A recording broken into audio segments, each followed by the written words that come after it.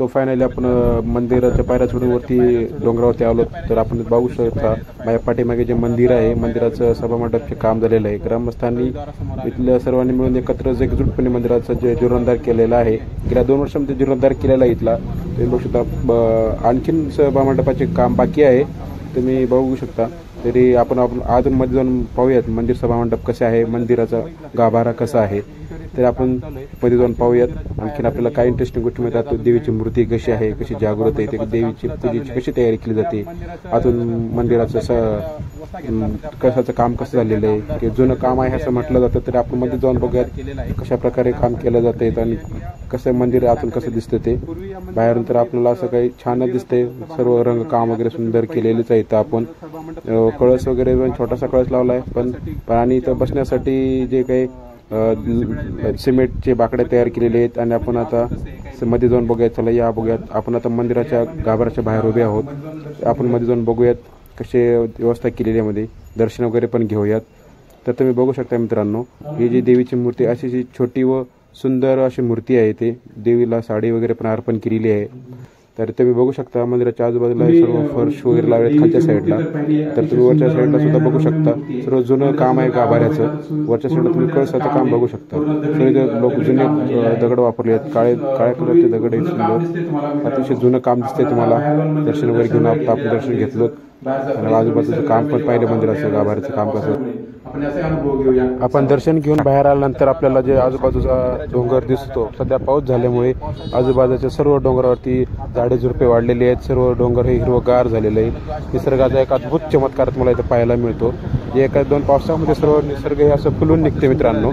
सर्व आजूबाजूला तुम्ही डोंगर लांब पर्यंत पाहू शकता. आभाळ पण आलेलं आहे. सायंकाळचा टाइम आहे, 6-6:30 वाजलेत मित्रांनो. आपण डोंगरावरती पोहोचल्यानंतर हवा पण खूप सुटलेली आहे. आणि तुम्ही इथं येणाऱ्या भाविकांसाठी जे मंदिर विश्वस्थानाची काही निर्माण केलेली आहे, आपले लोखंडी बाकडे आहेत तिथं बसण्यासाठी. आणखीन इथं बऱ्याचशा काही सुविधा तयार केलेल्या आहेत. व फक्त वर एक मला वाटतं की ते पाणी पिण्याची सुविधा जर झाली तर खूप चांगलं होईल. एवढं एक सांगणं आहे. पाण्याची टाकी व लहान मुलांसाठी खेळणी वगैरे किंवा गार्डन वगैरे तयार करायला हवं, एवढंच मी या मंदिर विश्वस्थानाला सांगू इच्छितो. आजूबाजूचा परिसरसुद्धा खूप डेव्हलप व्हायचा बाकी आहे आणि होईलही याची खात्री आहे मला. तुम्ही जर बघू शकता आज माझ्या पाठीमागचा जो निसर्गाचा चमत्कार आहे, जो सर्व डोंगर हे हिरवगार झालेले आहे. त्या झाडे पण वृक्षारोपण पण केले मंदिरांनी. पहिलं पूर्वी डोंगरावरती झाडं वगैरे काही नव्हती, पण झाडं वगैरे आता वाढ लावल्याने खूप पहिल्या पावसात सर्व हिरवगार तुम्ही पाहू शकता. इथून जर पाहिलं तुम्ही गावचा खालचा जो काही नजारा. सो आपलं मंदिराचं फायनल दर्शन वगैरे झालेलं आहे. आजूबाजूचा परिसर सुद्धा बघून झालेला आहे. आपण आता इथं एक युवक बसलेला आहे, आपण त्याला विचारून पाहूया या मंदिराचा काय इतिहास आहे, या मंदिराची आरती, या मंदिराची जत्रा वगैरे कधी होते, कोणत्या महिन्यात होते. आपण याच्याकडून जास्त जाणून घेऊया. हा इथलाच दिसतोय, आपण त्याच्याशी बोलून घेऊया. या आपण बोलूया आपण त्याच्याशी. काय वाटतं याला? काय मित्र, मग काय नाव आहे तुझं? अथर्व. तू याच गावचा आहे का? हो. का? बरं, या मंदिराबद्दल तुला काय काय माहिती आहे असं, की आम्हाला आता आमच्या युट्यूबर्सला युजर्सला आम्हाला या मंदिराबद्दल काय इंटरेस्टिंग गोष्टी तुला काय माहिती असतील तर तू सांगशील का आम्हाला? थोडक्यात मला माहिती माझ्या आजींनी वगैरे पहिले सांगितलेल्या गोष्टी आहेत. हा, की गावचा जे इतिहास आहे ते पहिले एक म्हणजे पहिल्याच्या निजामाच्या काळामध्ये इथं कसं होतं, एक किल्ला होता. किल्ला होता आणि त्या राजाला इथून दिल्ली बघायची होती. म्हणजे या इथल्या निजामाच्या सरदाराला इथून दिल्लीचा लाल किल्ला पाहायचा होता असंच. म्हणून त्याने इथं किल्ला उभा केला होता का? ठीक आहे. असा किल्ला उभा केला, त्यांना गड मोठा करायचा होता. म्हणजे हे डोंगर आहे त्याला मोठा करायचा होता आणि इथं मोठा किल्ला बनवायचा होता. पण देवीच्या आशीर्वादाने असं झालं नाही. गावातल्यांची इच्छा पण नव्हती तशी. तर देवीने आपला एक प्रकट झाली, म्हणजे एक प्रकारे इथं अवतार घेतला देवीनं.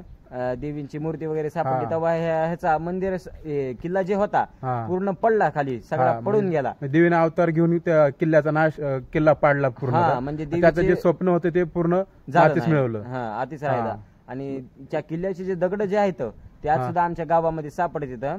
म्हणजे आमच्या आजींनी पहिलेच्या माणसांनी सांगितलेलं असंच आम्हाला.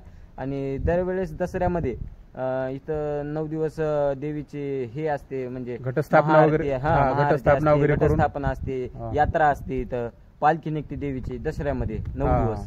9 दिवसामध्ये दसऱ्याच्या शेवटच्या दिवशी त्यावेळेस पालखी निघते, पुन्हा अजून महाआरती असते, सगळी गावामध्ये पालखी फिरते, भरपूर लोकसंख्या येते, सगळे बाकीचे जे आजूबाजूचे गाव जे आहेत आजूबाजूला किती खेडे असतील आजूबाजूला या वाडीच्या किती वाड्या आहेत आजूबाजूला?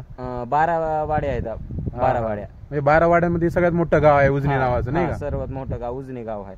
बघू शकता युजर्स, तुम्ही आता आपण युवकाकडून माहिती घेतलेली आहे. या गावचा इतिहास पण खूप इंटरेस्टिंग आहे.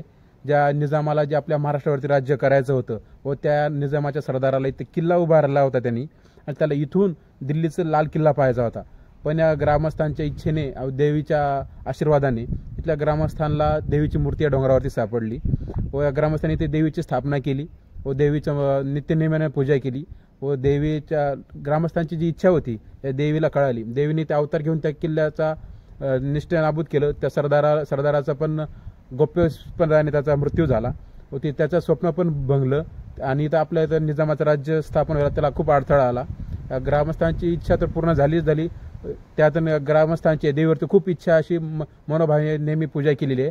या गावच्या देवीची यात्रा हे दसऱ्यामध्ये 9 दिवस जत्रा चालते. इथे खूप मोठ्या प्रमाणात जत्रा भरते. आजूबाजूच्या 10 ते 12 वाड्या मिळून असं खूप प्रचंड लोक भाविक इथं मनोभावे दर्शनाला येतात. 9 ते 10 दिवसात खूप अशी प्रचंड गर्दी असते. चल, तुम्हाला व्हिडिओ कसा वाटला मित्रांनो नक्की सांगा. हा व्हिडिओ आहे उजनी हे जे गाव आहे या गावाचा तालुका अंबेजोगाई व जिल्हा बीड येतो. तर तुम्हाला कसा वाटला नक्की सांगा. चला आपण भेटूया नेक्स्ट व्लॉगमध्ये. चलो बाय.